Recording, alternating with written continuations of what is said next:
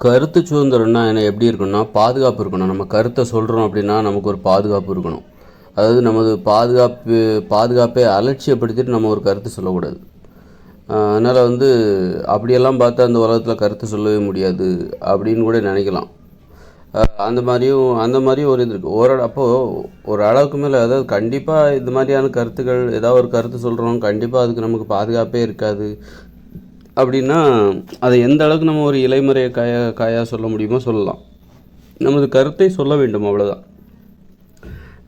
கருத்துக்களை பேசுவதற்கு இங்கே சுதந்திரம் இல்லாத போது, அதாவது எப்படி அதை மறைமுகமாக சொல்வது, அதை நான் வெளிப்படையாக சொல்லித்தான் ஆவேன், எனது பாதுகாப்பு பற்றி எனக்கு கவலை இல்லை அப்படின்னு சொல்லிட்டு நமது பாதுகாப்பு இப்போ அலட்சியப்படுத்தி விட்டு நம்ம ஒரு கருத்து சொல்கிறோன்னு வச்சுக்கோங்களேன், அது நமக்கு ஒரு பயத்தை ஏற்படுத்திக்கிட்டே இருக்கும். ஒரு வன்முறை பயத்தை ஏற்படுத்திகிட்டு இருக்கும், ஒரு மரண பயத்தை ஏற்படுத்திகிட்டு இருக்கும். அந்த பயமே நமக்கு ஒரு நோயை ஏற்படுத்தி விடும். அதனால் நாம் நமது உடல் ஆரோக்கியம், நமது உடல் நலன், பாதுகாப்பு, இதுக்கு தான் முக்கியத்துவம் கொடுத்து அந்த பாதுகாப்பை உறுதிப்படுத்தி கொண்டு தான் எந்த கருத்தையும் அதை எப்படி சொல்லணும் அப்படிங்கிறது ஒன்று இருக்குது. மறைமுகமாக கூட சொல்லலாம், இலைமுறை காயாக கூட சொல்லலாம். மற்றவங்க அதை புரிஞ்சிக்கவும் செய்யணும். அதே நேரத்தில் மற்றவங்க புரிஞ்சிக்கவும் செய்யணும். இப்போ ஒரு மதத்தை பற்றி, மூட நம்பிக்கையை பற்றி நம்ம ஒரு கருத்து சொல்கிறோன்னா, பொதுவாக மதம்னு சொல்லிட்டு போடலாம். குறிப்பிட்ட மதம், இந்த மதம் அப்படி இப்படின்னு சொல்லிவிட்டு நம்ம ஒரு கருத்து சொல்ல வேண்டியதில்லை. இப்போ ஒரு அரசியல்வாதிகளை பற்றி சொல்கிறோம்னா, பேரை சொல்லி குறிப்பிடாமல் பொதுவாக அரசியல் அப்படின்னு சொல்லிட்டு போயிடலாம். இந்த மாதிரி எந்த அளவுக்கு பாதுகாப்பாக சொல்கிறோங்கிறது ரொம்ப முக்கியம். ஏன்னா நம்ம விமர்சனம் பண்ணுறோம், அரசியல் பண்ணுறோம், கருத்து சொல்கிறோன்ற பேரில் நமக்கு நாமே ஒரு பாதுகாப்பின்மையும் ஆபத்தையும் ஏற்படுத்தி கொண்டு நம்ம ஒரு கருத்தை சொல்கிறோன்னு வச்சுக்கோங்களேன், அது நமக்கு ஒரு பயமாகவும் பாதுகாப்பின்மையும் அது ஏற்படுத்தும். ஒரு மரண பயத்தை ஏற்படுத்தும், ஒரு வன்முறை பயத்தை ஏற்படுத்தும். இல்லை என்னானாலும் பார்த்துக்கலாம், அதுக்கெல்லாம் பயந்தவன் கிடையாது அப்படின்னு சொன்னால் கூட அது ஒரு பயம் தானே, வன்முறை பயம் தானே, ஒரு பாதுகாப்பின்மை தானே.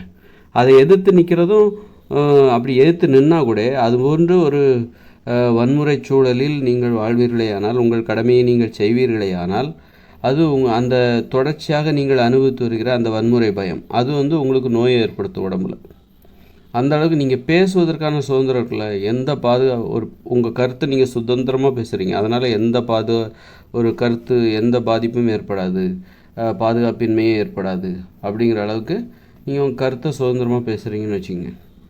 அப்போது அந்த அளவுக்கு ஒரு சுதந்திரம் இங்கே ஒரு நாகரிகமான சமூகத்தில் நாம் வாழ்கிறோம் என்றால், அப்போது அதை நீங்கள் அந்த பாதுகாப்பை உணர்றீங்க. ஏன்னா எனது கருத்தை பேசுவதில் எனக்கு எந்த தடங்களும் இல்லை. அப்படி ஒரு பாதுகாப்பான சமூகத்தில் நீங்கள் வாழ்கிறீர்கள் என்றால் அப்போ எந்த பிரச்சனையும் இல்லை, உங்களுக்கு நீங்கள் ஆரோக்கியமாக தான் இருப்பீங்க. ஒரு கருத்து சொல்கிறதுலே நம்ம ஒரு பாதுகாப்பின்மையை உணர்கிறோம், நமக்கு ஒரு ஆபத்தை வரவழைத்து கொள்கிறோம். அப்படி ஆபத்து இருக்கிறது, பாதுகாப்பின்மை இருக்கிறது. அதனால் அதை நம்ம அலட்சியப்படுத்திக்கிட்டு வந்தால் பார்த்துக்கலாம் அப்படின்னு சொல்லிட்டு தொடர்ந்து நம்ம அதை பண்ணும்போது அதுவே நமக்கு ஒரு நோயை ஏற்படுத்தி விடும். அந்த மரண பயம்தான், வன்முறை பயம்தான் நோய்களுக்கு காரணம். ஒரு மரண பயம்.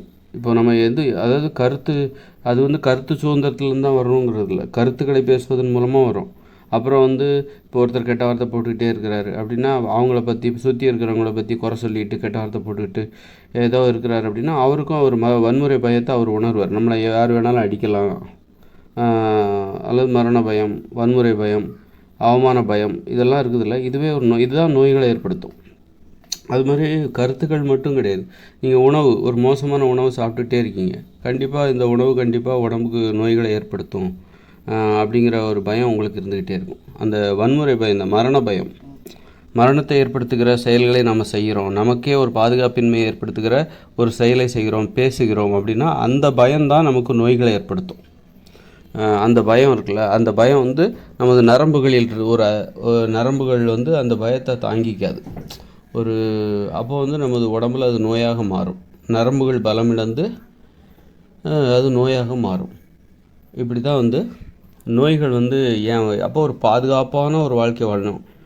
அல்ல கருத்துக்களை சொல்வதற்கு நம்ம நினைக்கிறத கருத்தை வெளிப்படையாக சுதந்திரமாக சொல்லணும், யாரும் நம்மளை தடை செய்யக்கூடாது. அப்படின்னா நம்ம ஒருவேளை ஒரு அதிகாரமிக்கவராக இருக்கலாம், அப்போ நமக்கு நிறைய பாதுகாப்பு கிடைக்கும். அதனால் நம்ம சுதந்திரமாக நம்ம கருத்தை சொல்லலாம். சட்டம் நம்ம மேலே அந்த மாதிரி ஒரு சர்வாதிகாரியாக இருந்தோம்னா அப்போ நம்ம சுதந்திரமாக பேசலாம்.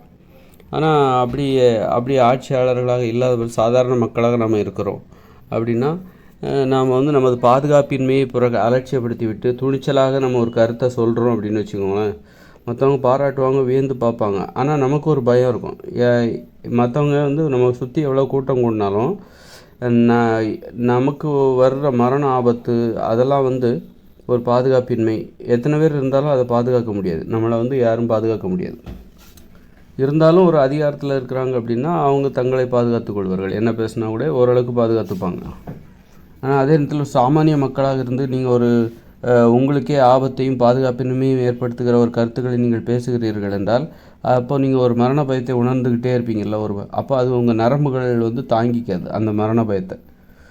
ஒரு பாதுகாப்பின்மையே அந்த நரம்பு மண்டலம் உணர்ந்து கொண்டே இருக்கும், உடல் உள்ளுறுப்புகள் எல்லாமே உணர்ந்து கொண்டே இருக்கும். அதுதான் நோயை ஏற்படுத்தும். வன்முறை பயம்தான் நோயை ஏற்படுத்தும். உங்கள் உடம்புக்கே நீங்கள் வந்து குற்றத்தை ஒரு பாதுகாப்பின்மையை ஏற்படுத்துகிறீர்கள். உங்கள் உடம்புக்கு நீங்கள் பாதுகாக்கணும், ஆனால் உங்கள் உடம்புக்கே நீங்கள் பாதுகாப்பின்மையை ஏற்படுத்துகிறீர்கள், ஆபத்தை ஏற்படுத்தி கொள்கிறீர்கள். மரணத்தை வரவழைக்கிற மாதிரி நீங்கள் பேசுகிறீங்க, செய்கிறீங்க, செயல்படுறீங்க. அதுதான் உங்கள் உடம்புல நோயை ஏற்படுத்தும். அது வந்து பேச்சாக இருக்கலாம், உணவாக இருக்கலாம், உங்கள் செயல்பாடுகளாக இருக்கலாம். இப்போ திருடுறாங்க அப்படின்னா அவங்களுக்கு ஒரு மரண பயம் இருக்கும். அவங்க மாட்டினாங்க, பொதுமக்கள்கிட்ட மாட்டினாங்கன்னா அடிப்பாங்க, போலீஸ்கிட்ட மாட்டினாலும் அடிப்பாங்க. அப்போ அவங்களுக்கு ஒரு மரண பயம் இருக்குல்ல, வன்முறை பயம், ஆபத்து, ஒரு பாதுகாப்பின்மை, அதுவே அவங்களுக்கு நோயை ஏற்படுத்தும். அது மாதிரி லஞ்சம் வாங்குறாங்க, ஊழல் செய்கிறாங்க, இவங்களுக்கு ஒரு பயம் இருந்துக்கிட்டே இருக்கும். அதுக்காக தான் பயம் இருந்துகிட்டு இருக்கும். அந்த பயம்தான் அவங்க உடம்புல ஒரு நோயை ஏற்படுத்தும். அதனால் நேர்மையாக இருந்தால் மட்டும்தான் நீங்கள் அந்த பயத்துலேருந்து தப்பிக்க முடியும். நீங்கள் எந்த கருத்தை சொல்வதாக இருந்தாலும் சரி, உங்கள் பாதுகாப்பை அலட்சியப்படுத்தி விட்டு நீங்கள் எந்த கருத்தையும் முன்வைக்காதீங்க. ஒரு பாதுகாப்பாக அந்த கருத்தை சொல்ல முயலுங்கள். எந்த அளவுக்கு இலைமறை காயாக, ரகசியமாக, மேலோட்டமாக சொல்ல முயலுங்கள். நீங்கள் நினைக்கிறத அப்படியே பேசிடணும் அப்படின்னா அது உங்களுக்கு ஆபத்தாக முடியும் என்றால் உங்கள் பாதுகாப்பை புறக்கணித்து விட்டு இந்த மக்களுக்கு நல்லது செய்ய வேண்டும் என்று நினைக்காதீர்கள். உங்களுடைய உடல் நலன்தான் அடிப்படையில் ரொம்ப முக்கியம்.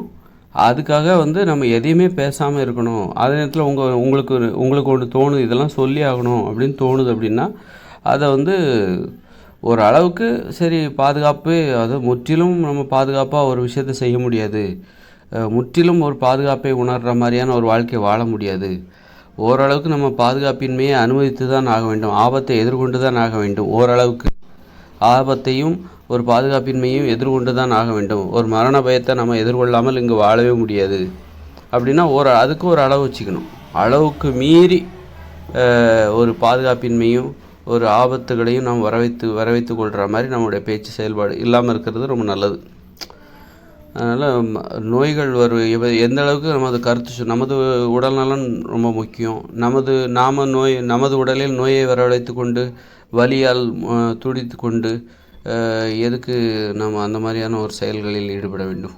நமது உடல் தான் நமக்கு ரொம்ப முக்கியம். நமது உடல் மாதிரி எல்லா உடம்பையும் நம்ம பாதுகாக்க முயற்சி செய்ய வேண்டும் எல்லோருக்கும். அதுக்கு என்ன செய்யணும்? அல்லது நீங்கள் ஒரு கருத்து சொல்கிறீங்க, ஒரு வன்மையான ஒரு கருத்தை வந்து முன்வைக்கிறீங்க அப்படின்னா உங்களுக்கான பாதுகாப்பை முதலில் ஏற்படுத்தி கொள்ளுங்கள். நீங்கள் ஒரு அரசியல் தலைவராக இருக்கலாம், அல்லது ஒரு விஞ்ஞானி, அல்லது ஒரு யாரோ ஒருத்தர் பெரிய பேரறிஞராக இருக்கலாம், ஒரு சமூக அக்கறை உள்ள ஒருவராக இருக்கலாம். அப்படி இருக்கும்போது உங்களுடைய தொடர்ச்சியான செயல்பாட்டின் மூலம் உங்களுக்கு ஒரு கூட்டத்தை வரவழைத்து கொள்ளுங்கள். அது உங்களுக்கு பாதுகாப்பை ஏற்படுத்தும். அந்த பாதுகாப்பு நீங்கள் ஒரு துணிச்சலான கருத்தை சொல்வதற்கோ துணிச்சலான ஒரு செயல்களை செய்வதற்கோ அதுவே உதவியாக இருக்கும். அதனால் வந்து நீங்கள் அதுக்காக வந்து கருத்துக்களை நம்ம எப்படியெல்லாம் சொல்லணும், இந்த மாதிரி பாதுகாப்பை நீங்கள் ஏற்படுத்திக்கலாம். ஒரு கருத்தை சொல்வதற்காக, ஒரு துணிச்சலான ஒரு கருத்தை சொல்வதற்காக, துணிச்சலான செயல்களை செய்வதற்காக உங்களை சுற்றி ஒரு கூட்டத்தை ஏற்படுத்தி கொள்ளுங்கள், ஆதரவாளர்களை ஏற்படுத்தி கொள்ளுங்கள்.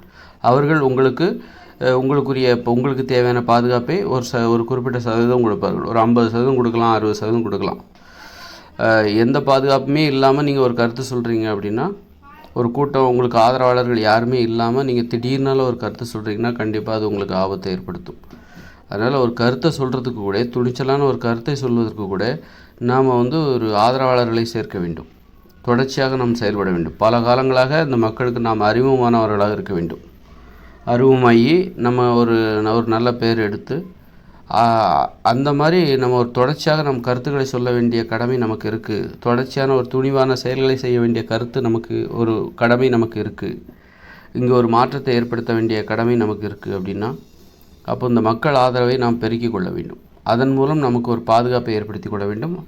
அதுதான் அந்த மாதிரி தான் ஒரு கருத்தை சொல்கிறதுக்கு எவ்வளோ வேலைகள் செய்ய வேண்டியிருக்கு பாருங்க. ஒரு துணிச்சலான செயல்களை செய்வதற்கு எவ்வளோ வேலைகளை செய்ய வேண்டியிருக்கு. அந்த மாதிரி கொஞ்சம் அறிவுபூர்வமான அணுகுமுறை நமது செயல்பாடுகளில் நமது கருத்து சுதந்திரத்தில் இருக்க வேண்டும். அப்போ தான் நமது சுதந்திரத்தை நாம் தான் உருவாக்க வேண்டியிருக்கிறது. நமது சுதந்திரத்திற்கான பாதுகாப்பு இருக்குல்ல. நாம் ஒரு துணிவான ஒரு கருத்தை கூறுகிறோம், உண்மையான ஒரு கருத்தை கூறுகிறோம் என்றால் அதற்கான அந்த சுதந்திரத்திற்கான பாதுகாப்பை நாம் தான் ஏற்படுத்த வேண்டியிருக்கு. இந்த அரசாங்கம் கொடுக்கல, நாம் தான் அதை ஏற்படுத்த வேண்டியிருக்கு. அதை எப்படி அப்போ பல காலம் இந்த மக்களோடு பழகி செயல்களை செய்து மக்களுடைய ஆதரவை பெருக்கி ஒரு ஆதரவாளர்களுடைய கூட்டத்தை அப்போ நமக்கு கூட்டத்தை ஏற்படுத்தணும். அப்போ தான் நமக்கு ஏதாவது ஒரு பாதிப்புனா அவங்க குரல் கொடுப்பாங்க, எதிர்ப்பு தெரிவிப்பாங்க. இல்லைன்னா நாம் நம்ம ஒரு கருத்து சொல்கிறோம், நமக்கு ஒரு ஆபத்து ஏற்படுது, அப்போ அது வெளியே தெரியாமல் போயிடும். அதனால் பாதுகாப்பு என்பது முக்கியம். அந்த பாதுகாப்பிற்காக நாம் சில செயல்களை செய்து தொடர்ச்சியாக செய்யணும். ரொம்ப காலமாக செய்து ஒரு பெரிய கூட்டத்தை நமக்கு ஒரு ஆதரவாளர் கூட்டத்தை நமக்கு ஒன்றுன்னா தட்டி கேட்கணும். அது மாதிரி நம்ம மக்களுக்கு ஒன்றுன்னா நம்ம தட்டி கேட்பவர்களாக இருக்கிறோம். அதனால் மக்கள் நமக்கு ஆதரவாளர்களாக இருப்பார்கள். அப்படிங்கிற ஒரு நம்பிக்கையோடு அந்த வேலைகளை நம்ம தொடர்ந்து செய்வதன் மூலம் ஒரு பாதுகாப்பான வாழ்க்கை. அந்த பாதுகாப்பை உணரும் போது தான் நமக்கு நமது செயல்பாடுகள், நமது பேச்சு எல்லாமே மரண பயத்தை ஏற்படுத்தலாம், பாதுகாப்பின்மை ஏற்படுத்தலாம். ஆனால் இந்த நமக்கு ஆதரவாக குரல் கொடுப்பவர்களின் எண்ணிக்கை அதிகரிக்கும் போது அதுவே நமக்கு ஒரு பாதுகாப்பை ஏற்படுத்தும், ஒரு பாதுகாப்பு உணர்வை ஏற்படுத்தும். அதனால் அது கூட ஒரு நோய்களிலிருந்து பாதுகாப்பதற்கு, நோய்கள் வராமல் தவிர்ப்பதற்கு அதுவே உதவியாக இருக்கும். அதனால் நோய்கள் வருவதற்கு என்ன காரணம்னா நமது செயல்பாடுகள், நமது பேச்சுக்கள், நமது கருத்து சுதந்திரம் அதெல்லாம் நமக்கு பாதுகாப்பின்மையும் ஆபத்துகளையும் மரண பயத்தையும் வன்முறை பயத்தையும் ஏற்படுத்துமேயானால், அதை நாம் தொடர்ந்து உணர்ந்து வருவோமேயானால் அதுவே நமக்கு நோயாக மாறும். அதுதான் நோயாக மாறும். அதனால் மரணத்தை பற்றிய பயம் இதெல்லாம் நோய்கள், கடவுள் நம்பிக்கைலாம் அது விடுங்க.